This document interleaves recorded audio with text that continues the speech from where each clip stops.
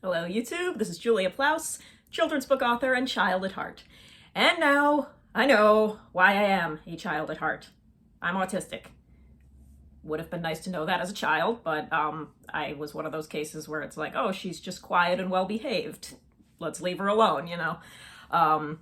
I already knew I had ADD at the end of 8th grade. I just like, oh, okay, that explains it. I've always been able to. Okay, here's the thing: they call it all ADHD now, like attention deficit hyperactive disorder. But when I first got my diagnosis, I was just attention deficit disorder because I don't have the hyperactive part. I can sit still and be quiet for hours, and my mind and my imagination are flying all over the place, but I'm not like fidgeting, getting up, dancing, you know.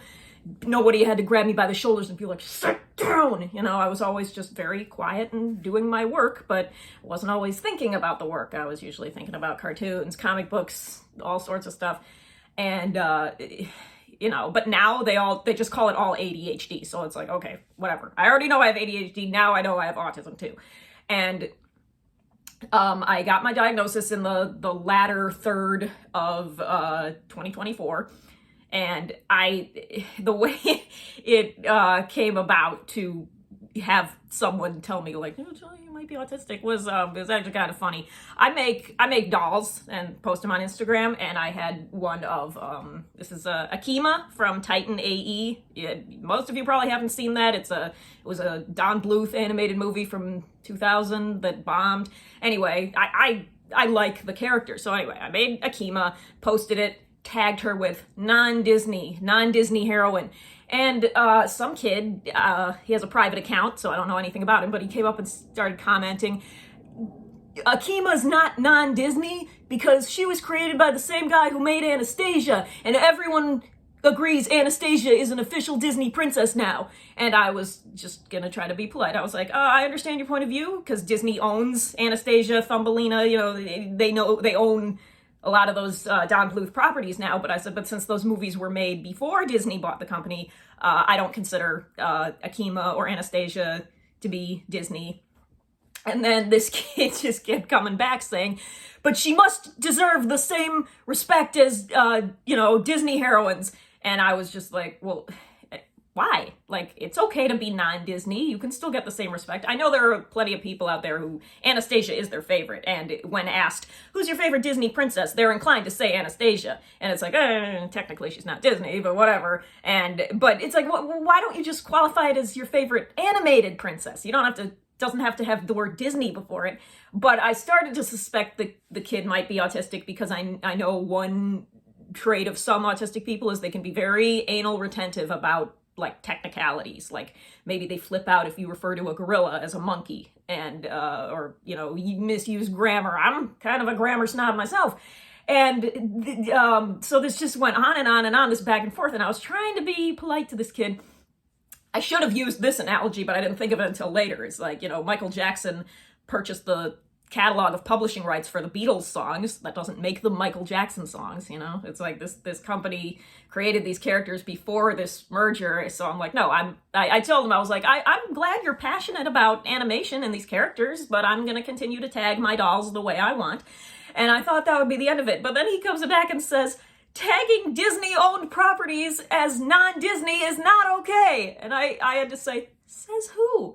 And he then comes back with, who do you think you are? You couldn't even begin to comprehend my autism power levels. And I was like, there it is. So I just said, yeah, I had a feeling, but being autistic doesn't mean you can get up in other people's business and tell them what to do. So that ended that. And then, you know, months later, I post my Anastasia doll that I made, and he comes right in and says, stop calling Anastasia non-Disney, call her an official Disney princess. And I did not engage. But when I was telling my sister about this, you know, I was like, can you believe this kid? And she was just looking at me like this, like, and I'm like, fuck you, what are you implying? And she was like, yeah, Julia, I know someone who's very passionate about things like that too. And I'm like, you're not implying, you're not saying that I could possibly, oh crap. And then, you know, my friends are like, and people in my family too were like, yeah, Julia, you know, thought maybe you were on the spectrum. And I have close friends who are like, yeah, Julia, you are definitely autistic. And I'm like, well, goddamn, I wish someone had told me or suspected when I was a child. And all right. So I went to my doctor and asked if she could refer me to like a practice that, evaluates for autism. And she did, but she said, it's probably going to take a long time for you to get an appointment because it's something they want to diagnose in children first. So adults can have a hard time getting appointments. So I'm like, okay, I typed in my profile information, why I wanted to be evaluated, and I didn't get a call back until like October.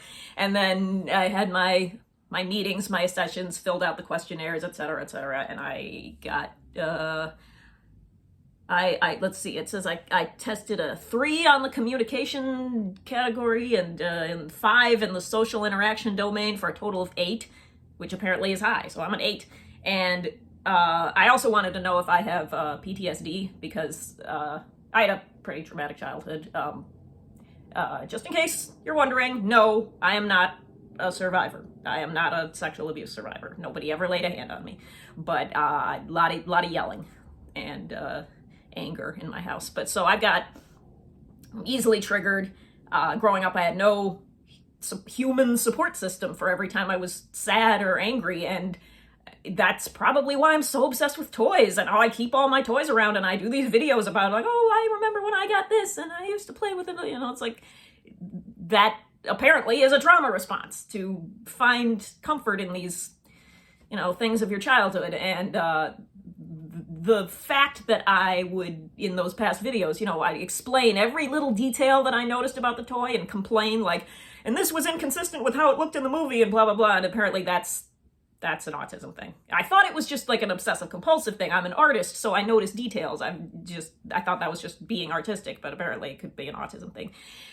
So I thought I had PTSD, but apparently I did not meet the requirements. What I have is generalized anxiety disorder and persistent depressive disorder. But it's like, okay, it's just nice to know. I'm not seeking treatment. Like that, the practice was like, okay, we can get you into therapy. And I'm like, oh, no, that costs more money. It's just nice to know.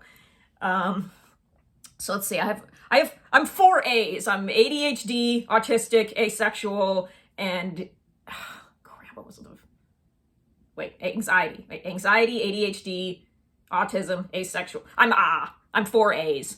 5 if you count angry, but we're all angry. So, all right. Hey, thanks for listening.